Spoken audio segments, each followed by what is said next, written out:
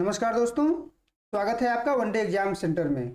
दोस्तों, आज मैं बीए थर्ड सेमेस्टर हिंदी गद्य के लिए 50 महत्वपूर्ण अति लघुत्तरी प्रश्नों को लेकर के आया हूं। आपके ये प्रश्न कहानी, उपन्यास, निबंध तथा हिंदी गद्य के उद्भव और विकास पर आधारित हैं। चलिए बिना देर किए प्रैक्टिस शुरू करते हैं। पहला प्रश्न है, हिंदी की पहली कहानी का नाम लिखिए। यहाँ आपको हिंदी की पहली कहानी का नाम बताना है। तो हिंदी की पहली कहानी का नाम है इंदुमती, जिसको किशोरी लाल गोस्वामी ने 1900 ईस्वी में लिखा था, यानी इसकी रचना किशोरी लाल गोस्वामी के द्वारा की गई थी। दूसरा प्रश्न है, प्रेमचंद के किन्हीं दो कहानियों के नाम लिखिए। यहाँ प्रेमचंद के दो कहानियों का नाम लिखना है। पहला नाम है पंच परमेश्वर और दूसरा है पूस की रात। पंच परमेश्वर दोस्तों 1916 में प्रकाशित हुई थी और पूस की रात कहानी 1930 ईस्वी में प्रकाशित हुई थी। जुम्मन शेख और अलगू चौधरी पंच परमेश्वर के प्रमुख पात्र हैं। आपके सिलेबस में एक कहानी लगी हुई है और पूस की रात जो है हल्कू इसका प्रमुख पात्र है। आगे बढ़ते हैं। तीसरा प्रश्न है, पर्दा किसकी कहानी है। यहां आपसे पूछा गया है कि पर्दा जो कहानी है यह किसकी है। तो पर्दा दोस्तों यशपाल की कहानी है और यशपाल जो है मार्क्सवादी कहानीकार हैं, यानी मार्क्सवाद की विचारधारा को आधार बनाकर इन्होंने कहानियों की रचना की है। इनका एक कहानी संग्रह है तर्क का तूफान, जो 1944 ईस्वी में आया था और इसी कहानी संग्रह से पर्दा कहानी लिया गया है, जो आपके सिलेबस में लगा हुआ है। इसके दो प्रमुख पात्र हैं, पहले का नाम है पीर बख्श और दूसरे का नाम है बरबर अली खां।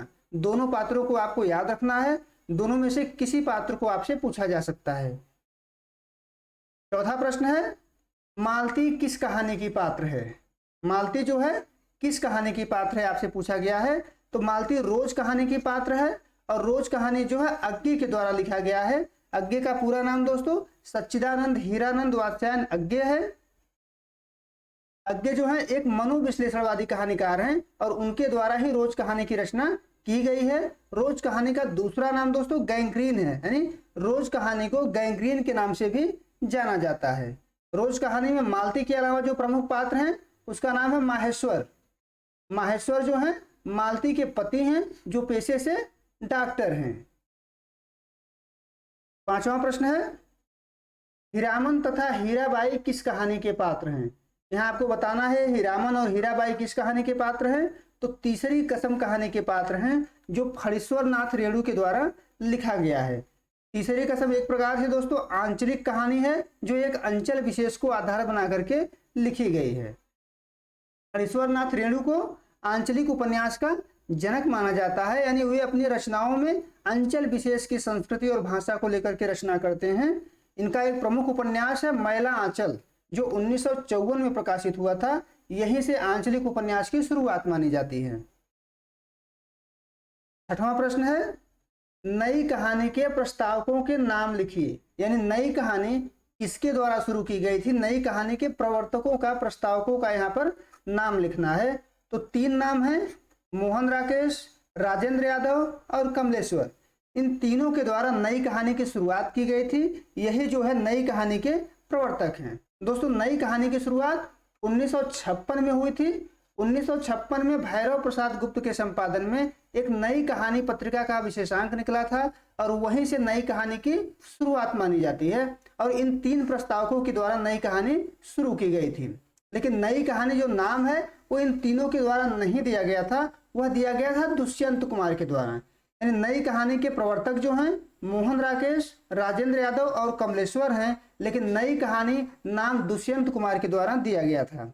परिंदे हिंदी की पहली नई कहानी मानी जाती है, जो नामवर सिंह के द्वारा, नामवर सिंह ने इसको पहली कहानी माना है परिंदे को, जो निर्मल वर्मा के द्वारा लिखा गया है 1960 ईस्वी में। 1960 ईस्वी में परिंदे को निर्मल वर्मा के द्वारा लिखा गया था और इसे हिंदी की पहली नई कहानी मानी जाती है। सातवां प्रश्न है, प्रेमचंद की सभी कहानियां किस नाम के संग्रह में प्रकाशित हुई हैं। किस नाम के संग्रह में प्रेमचंद की सभी कहानियां प्रकाशित हुई हैं। तो मानसरोवर नाम से सभी कहानियां प्रकाशित हुई हैं। मानसरोवर के 8 खंडों में प्रेमचंद की लगभग 300 कहानियां प्रकाशित हुई हैं। यानी प्रेमचंद ने लगभग 300 कहानियां लिखी हुई हैं और ये सभी कहानियां मानसरोवर नाम से 8 खंडों में प्रकाशित हुई हैं। 8वां प्रश्न है, ऐसा तो रोज होता है, यह किस कहानी का कथन है? तो यह गैंग्रीन कहानी का कथन है। गैंग्रीन कहानी दोस्तों अज्ञे के द्वारा लिखा गया है, जिसको रोज के नाम से भी जाना जाता है। और यह जो कथन है, ऐसा तो रोज होता है, यह मालती के द्वारा कहानी में कहा गया है। मालती और माहेश्वर इस कहानी के दो प्रमुख पात्र हैं। 9वां प्रश्न है, वापसी कहानी किसकी है? यानी वापसी कहानी का लेखक कौन है? तो वापसी कहानी दोस्तों उषा प्रियंवदा के द्वारा लिखा गया है और यह वृद्ध विमर्श पर लिखा गया कहानी है, वृद्धों के समस्याओं पर लिखा गया कहानी है, जो 1960 में इन्होंने लिखा था और गजाधर बाबू इस कहानी के प्रमुख पात्र हैं। 10वां प्रश्न है, किन्हीं दो महिला कहानीकारों के नाम लिखिए। यहाँ पर आपसे हिंदी के दो महिला कहानीकारों का नाम लिखना है। पहले का नाम है मन्नू भंडारी और दूसरा नाम है नासिरा शर्मा। मन्नू भंडारी दोस्तों नई कहानी की कहानीकार हैं और इनके द्वारा मैं हार गई और यही सच है जैसी कहानियों की रचना की गई है। 11वां प्रश्न है, हिंदी के पहले उपन्यास का नाम लिखिए। यहाँ पर हिंदी का प्रथम उपन्यास क्या है वह बताना है। तो पहला उपन्यास हिंदी का है परीक्षा गुरु, जो 1882 ईस्वी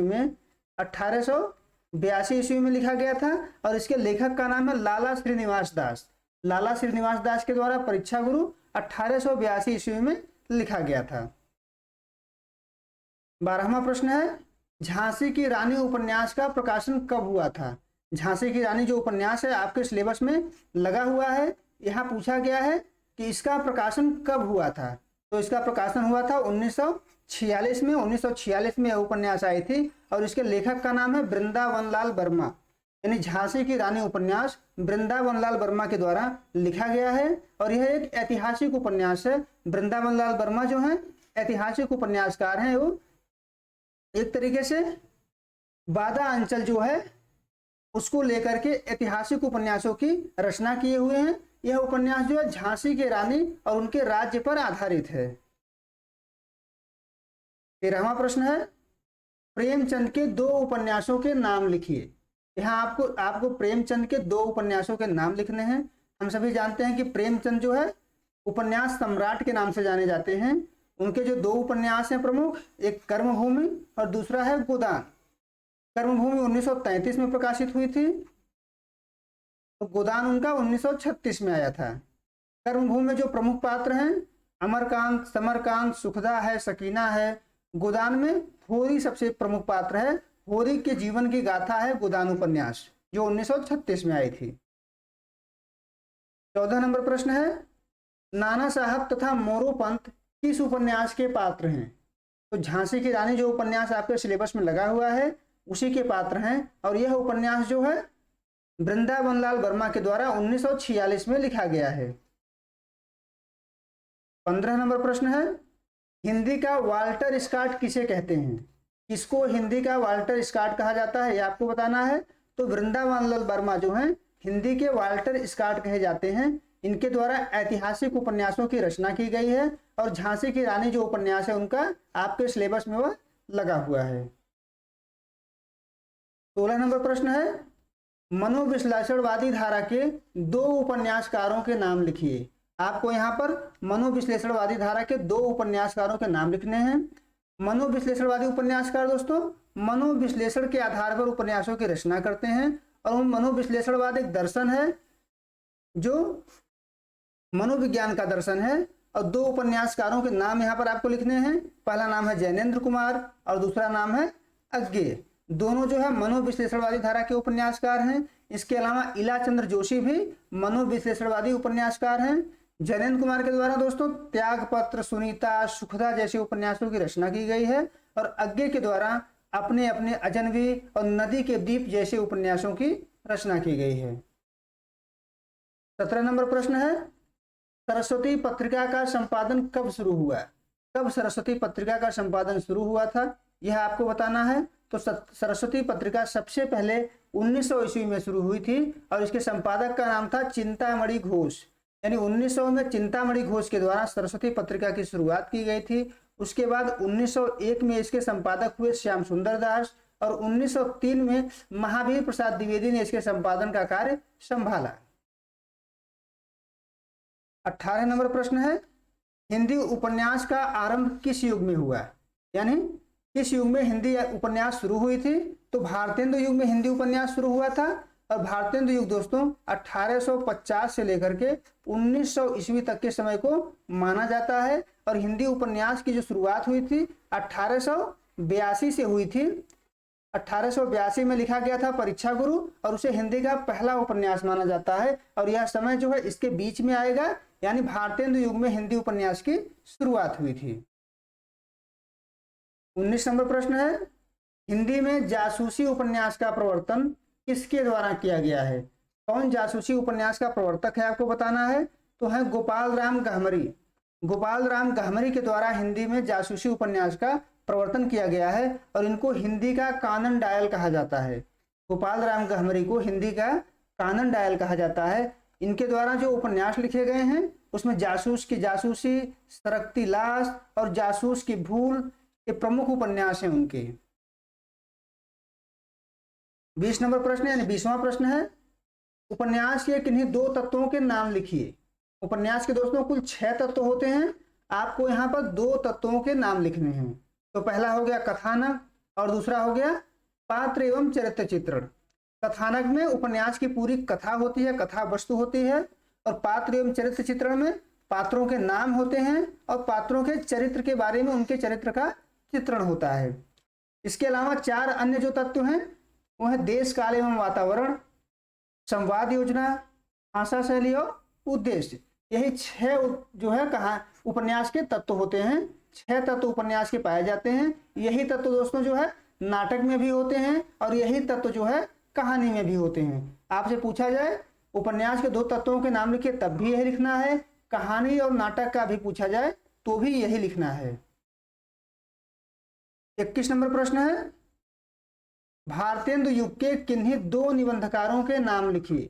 यहाँ भारतेंदु युग के 2 निबंधकारों के नाम लिखना है। हम सभी जानते हैं कि भारतेंदु युग जो है 1850 से लेकर के 1900 ईस्वी तक रहा है। और इस युग के 2 प्रमुख निबंधकारों के नाम लिखने हैं। तो पहला नाम है बालकृष्ण भट्ट और दूसरा नाम है प्रताप नारायण मिश्र। बालकृष्ण भट्ट को आचार्य रामचंद्र शुक्ल ने हिंदी का स्टील कहा है और प्रताप नारायण मिश्र को उन्होंने हिंदी का एडिशन कहा है। दोनों जो है भारतेंदु युग के सबसे प्रमुख निबंधकार हैं। 22 नंबर प्रश्न है, आचार्य रामचंद्र शुक्ल के निबंध संग्रह का नाम लिखिए। यहाँ आचार्य रामचंद्र शुक्ल के निबंध संग्रह का नाम लिखना है। तो उनके निबंध संग्रह का नाम है चिंतामणि। उनके निबंध संग्रह का नाम है चिंतामणि, जो कुल 4 भागों में प्रकाशित हुई है। पहला भाग इसका 1939 में आया था, जो खुद रामचंद्र शुक्ल के द्वारा संपादित किया गया है। दूसरा भाग जो था 1945 में आया था, जो विश्वनाथ प्रसाद मिश्र के द्वारा संपादित किया गया था। तीसरा भाग जो है 1983 में आया था, जो नामवर सिंह के द्वारा संपादित किया गया था। और जो इसका चौथा भाग है वो कुसुम चतुर्वेदी और ओम प्रकाश सिंह के द्वारा संपादित किया गया था और वह आया था 2002 में। यानी चिंतामणि के नाम से आचार्य रामचंद्र शुक्ल का निबंध संग्रह प्रकाशित हुआ है और कुल 4 भागों में यह प्रकाशित हुआ है। 23 नंबर प्रश्न है, भारत वर्षोन्नत कैसे हो सकती है, यह किसका निबंध है। तो भारतेंदु हरिश्चंद्र का निबंध है। आपके सिलेबस में यह निबंध लगा हुआ है। भारतेंदु हरिश्चंद्र को दोस्तों हिंदी निबंध का जनक माना जाता है। यानी यह माना जाता है कि भारतेंदु हरिश्चंद्र के द्वारा ही हिंदी निबंध की शुरुआत की गई थी। भारत वर्षोन्नत कैसे हो सकती है के अलावा कश्मीर कुसुम, कंकड़ स्रोत, ईश्वर बड़ा विलक्षण है, ये सभी भारतेंदु हरिश्चंद्र के ही निबंध हैं। 24 नंबर प्रश्न है, कुटज किस विधा की रचना है। आपको बताना है कुटज जो है किस विधा की रचना है। तो निबंध है, कुटज जो है निबंध है और यह हजारी प्रसाद द्विवेदी का निबंध है। हजारी प्रसाद द्विवेदी के द्वारा 1964 में कुटज नामक निबंध की रचना की गई थी। हजारी प्रसाद द्विवेदी को दोस्तों ललित निबंधकार माना जाता है। ये ललित निबंधकार थे। इसके अलावा यानी कुटज के अलावा इन्होंने अशोक के फूल, कल्पलता और देवदार, नाखून क्यों बढ़ते हैं जैसे प्रमुख निबंधों की रचना इनके द्वारा की गई है।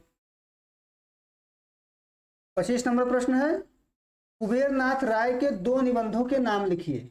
यहाँ कुबेरनाथ राय के 2 निबंधों के नाम लिखने हैं। कुबेरनाथ राय भी दोस्तों ललित निबंधकार हैं, जिस प्रकार से हजारी प्रसाद द्विवेदी ललित निबंधकार हैं।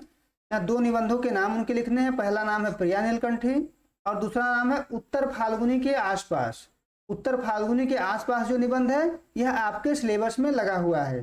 जो प्रिया नीलकंठी निबंध है ये निबंध संग्रह भी है। इसमें कई निबंध संग्रह का मतलब एक साथ कई निबंधों का प्रकाशन इसमें किया गया है। यह 1968 में प्रकाशित हुआ था और कुबेरनाथ राय का पहला निबंध संग्रह है प्रिया नीलकंठी। 26 नंबर प्रश्न है, तुम चंदन हम पानी निबंध के लेखक का नाम बताइए। यानी किसका निबंध है तुम चंदन हम पानी? तो विद्यानिवास मिश्र का निबंध है। विद्यानिवास मिश्र भी दोस्तों ललित निबंधकार हैं। इन्होंने भी ललित निबंधों की ही रचना की है। तुम चंदन हम पानी जो इनका निबंध है यह 1957 में प्रकाशित हुआ था। 1957 में प्रकाशित हुआ था। छितवन की छाह इनका पहला निबंध संग्रह है। यानी विद्यानिवास मिश्र का पहला निबंध संग्रह है छितवन की छाह, लेकिन तुम चंदन हम पानी जो निबंध है इनका यह 1957 में प्रकाशित हुआ था। 27 नंबर प्रश्न है, रामचंद्र शुक्ल के दो निबंधों के नाम लिखिए। यहाँ रामचंद्र शुक्ल के दो निबंधों के नाम आपको बताने हैं। पहला नाम हो गया मित्रता, दूसरा नाम हो गया कविता क्या है। ये दोनों प्रमुख निबंध है। इसके अलावा रामचंद्र शुक्ल ने श्रद्धा भक्ति, उत्साह और करुणा जैसे निबंधों की रचना की है। 28 नंबर प्रश्न है, किन्हीं दो ललित निबंधकारों के नाम लिखिए। आपको यहाँ दो ललित निबंधकारों के नाम लिखने हैं। पहला नाम है हजारी प्रसाद द्विवेदी, दूसरा नाम है विद्यानिवास मिश्र। दोनों निबंधकार आपके सिलेबस में लगे हुए हैं। इसके अलावा कुबेरनाथ राय भी हिंदी के ललित निबंधकार माने जाते हैं। 29 नंबर प्रश्न है, भारतेंदु हरिश्चंद्र के दो निबंधों के नाम लिखिए। यहाँ भारतेंदु हरिश्चंद्र के दो निबंधों के नाम लिखने हैं। भारत वर्षोन्नत कैसे हो सकती है आपके सिलेबस में लगा हुआ है। उसके अलावा जो हमने नाम दो लिखे हैं यहाँ पर, काल चक्र है, दूसरा है वैष्णवता और भारतवर्ष। ये दोनों निबंध भारतेंदु हरिश्चंद्र के हैं और भारतेंदु हरिश्चंद्र को दोस्तों हिंदी निबंध का जनक माना जाता है और इनके नाम पे ही भारतेंदु युग का नामकरण किया गया है जो 1850 से लेकर के 1900 ईस्वी तक माना जाता है। आगे बढ़ते हैं। 30वां प्रश्न है, यदि गद्य कवियों या लेखकों की कसौटी है तो निबंध गद्य की कसौटी है। यह कथन किसका है? आपको बताना है यह कथन किसका है। तो यह कथन है रामचंद्र शुक्ल का है और इस कथन के माध्यम से वह कह रहे हैं कि गद्य क्या है, कवियों और लेखकों की कसौटी है, लेकिन निबंध जो है वो क्या है, गद्य की कसौटी है। एक तरीके से वे निबंध को यहाँ पर स्थापित करने का प्रयत्न कर रहे हैं। 31 नंबर प्रश्न है, आधुनिक हिंदी का प्रथम आलोचक किसे माना जाता है? किसको आधुनिक हिंदी का प्रथम आलोचक माना जाता है यह आपको यहाँ पर बताना है। भारतेंदु हरिश्चंद्र को माना जाता है। भारतेंदु हरिश्चंद्र जो है आधुनिक हिंदी के प्रथम आलोचक हैं। इनके द्वारा 1883 में एक निबंध की रचना की गई थी जिस निबंध का नाम था नाटक, और इसी नाटक नामक निबंध से हिंदी में सैद्धांतिक आलोचना की शुरुआत मानी जाती है। इसलिए भारतेंदु हरिश्चंद्र को आधुनिक हिंदी का प्रथम आलोचक माना जाता है। 32 नंबर प्रश्न है, भारतेंदु युग के दो आलोचकों के नाम लिखिए। यहाँ भारतेंदु युग के दो आलोचकों के नाम लिखने हैं। तो पहला नाम है बालकृष्ण भट्ट और दूसरा नाम है बद्री नारायण चौधरी प्रेमघन। बालकृष्ण भट्ट के द्वारा दोस्तों व्यवहारिक आलोचना की शुरुआत की गई थी।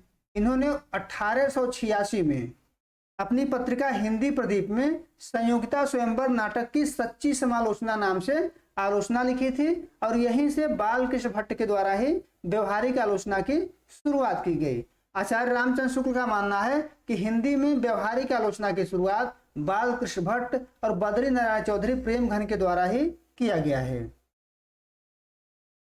33 नंबर प्रश्न है, हिंदी नवरत्न के लेखक का नाम बताइए। यानी हिंदी नवरत्न जो पुस्तक है यह किसके द्वारा लिखा गया है यह बताना है आपको।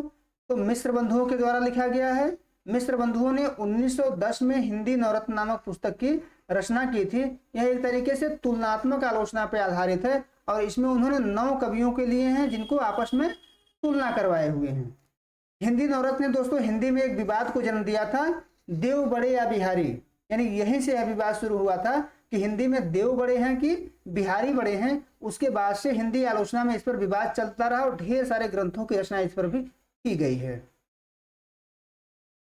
34 नंबर प्रश्न है, हिंदी आलोचना के किन्हीं दो धाराओं के नाम लिखिए। यहाँ हिंदी आलोचना के दो धाराओं के नाम लिखने हैं। पहला है मनोविश्लेषणवादी आलोचना, दूसरा है मार्क्सवादी आलोचना। मनोविश्लेषणवादी आलोचना जो है वो मनोविश्लेषणवाद के सिद्धांत पर आधारित है, और मार्क्सवादी जो आलोचना जो है वो मार्क्सवादी सिद्धांत पर आधारित है। 35 नंबर प्रश्न है, किन्हीं दो मार्क्सवादी आलोचकों के नाम लिखिए। यहाँ पर दो मार्क्सवादी आलोचकों के नाम लिखने हैं। मार्क्सवादी आलोचक मतलब ऐसे आलोचक जो मार्क्सवाद की विचारधाराओं को आधार बना करके आलोचना करते हैं। तो पहला नाम है रामविलास शर्मा। रामविलास शर्मा के द्वारा निराला की साहित्य साधना की रचना की गई है। दूसरा नाम है नामवर सिंह। नामवर सिंह के द्वारा दोस्तों एक प्रसिद्ध ग्रंथ छायावाद की रचना की गई है। छायावाद नामक ग्रंथ की रचना की गई है। 36 नंबर प्रश्न है, पिता कहानी के लेखक का नाम लिखिए। पिता कहानी के लेखक का नाम लिखिए। तो पिता कहानी ज्ञान रंजन का है। ज्ञान रंजन के द्वारा पिता कहानी लिखी गई थी। इसके अलावा यानी पिता कहानी के अलावा ज्ञान रंजन ने तीर्थ नामक कहानी लिखी है, फेंस के इधर उधर कहानी लिखी है, क्षणजीवी नामक कहानी लिखी है, और सपना नहीं नामक कहानी की रचना इनके द्वारा की गई है। 37 नंबर प्रश्न है, जुम्मन शेख और अलगू चौधरी किस कहानी के पात्र हैं। तो पंच परमेश्वर कहानी के पात्र हैं, और पंच परमेश्वर जो कहानी है यह 1916 में प्रेमचंद के द्वारा लिखी गई है। 38 नंबर प्रश्न है, हिंदी गद्य का प्राचीनतम रूप क्या है। हिंदी गद्य का प्राचीनतम रूप क्या है। तो हिंदी गद्य का दोस्तों प्राचीनतम रूप है राजस्थानी गद्य, जो 10वीं शताब्दी से शुरुआत मानी जाती है। यानी राजस्थानी गद्य की शुरुआत 10वीं शताब्दी से मानी जाती है और हिंदी गद्य की सबसे प्राचीनतम रूप है। 39 नंबर प्रश्न है, श्रृंगार रस मंडन किस भाषा का गद्य है। श्रृंगार रस मंडन जो है किस भाषा का गद्य है आपसे पूछा गया है। तो श्रृंगार रस मंडन दोस्तों ब्रज भाषा गद्य की पुस्तक है, और इसकी रचना गोसाई विट्ठल नाथ के द्वारा की गई थी। विट्ठल नाथ वल्लभाचार्य के पुत्र थे।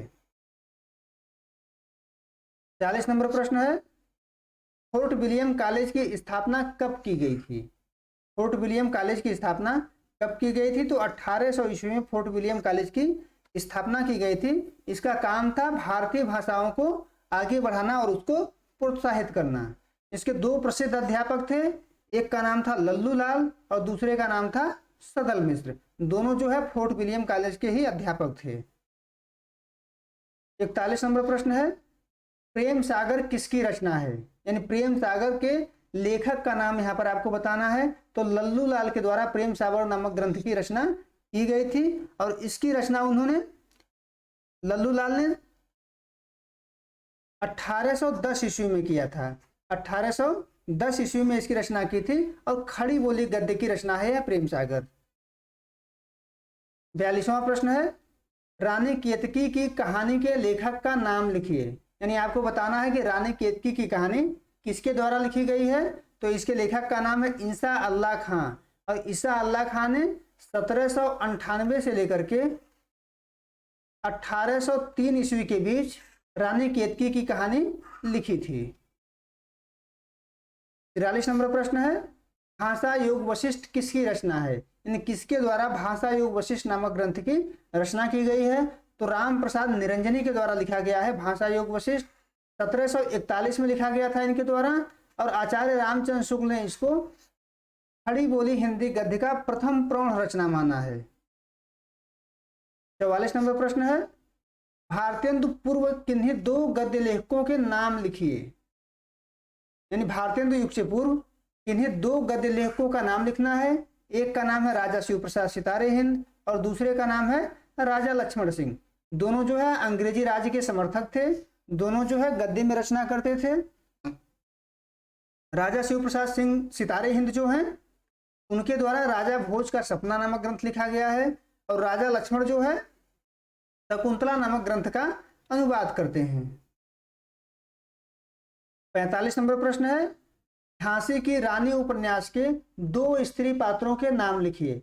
यहाँ झांसी की रानी जो आपके सिलेबस में उपन्यास लगा हुआ है वृंदावन लाल वर्मा का, उसके दो स्त्री पात्रों का नाम लिखना है। पहले का नाम हो गया मोतीबाई और दूसरे का नाम हो गया झलकारी बाई। दोनों जो है झांसी की रानी उपन्यास की स्त्री पात्र हैं। 46 नंबर प्रश्न है, पाजेब कहानी किस पृष्ठभूमि पर लिखी गई है?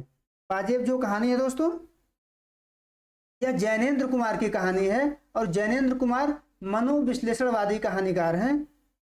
और पाजेब कहानी जो है बाल मनोविश्लेषण की पृष्ठभूमि पर आधारित है, यानी एक बच्चे के मनोविज्ञान को आधार बना करके यह कहानी लिखी गई है।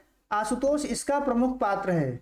आशुतोष जो है इस कहानी का प्रमुख पात्र है। आपके सिलेबस में यह कहानी लगा हुआ है, आपको इस पात्र का नाम याद रखना है। 43 नंबर प्रश्न है, रोज कहानी में क्या दिखाया गया है? यानी रोज कहानी के माध्यम से लेखक क्या दिखाना चाहता है? तो इसमें मध्यवर्गीय जीवन के एक रास्ता को दिखाया गया है रोज कहानी में। और यह रोज कहानी जो है वह अज्ञे के द्वारा लिखा गया है। मालती और माहेश्वर इसके प्रमुख पात्र हैं। 48 नंबर प्रश्न है, पर्दा कहानी में क्या दिखाया गया है? पर्दा कहानी जो है यशपाल की कहानी है। पर्दा कहानी में झूठी प्रतिष्ठा पर व्यंग किया गया है। एक तरीके से जो पर्दा है यह झूठी प्रतिष्ठा की प्रतीक होती है, इस पर जो है यशपाल ने व्यंग किया हुआ है। 49 नंबर प्रश्न है, हीरामन तीसरी कसम क्या लेता है? तीसरी कसम जो फणीश्वर नाथ रेणु की कहानी आपके सिलेबस में लगा हुआ है, उस कहानी में जो हीरामन कहानी का नायक है वो क्या कसम लेता है, यह आपको बताना है। तो वह कसम लेता है कि वह अपनी गाड़ी में किसी नौटंकी वाली को अब नहीं बैठाएगा। कौन नहीं बैठाएगा? हीरामन नहीं बैठाएगा। 50 नंबर प्रश्न है, गबन उपन्यास के लेखक का नाम बताइए। तो गबन उपन्यास प्रेमचंद के द्वारा लिखा गया था और इसका प्रकाशन 1931 ईस्वी में हुआ था। उम्मीद है दोस्तों आपको ये वीडियो पसंद आया होगा।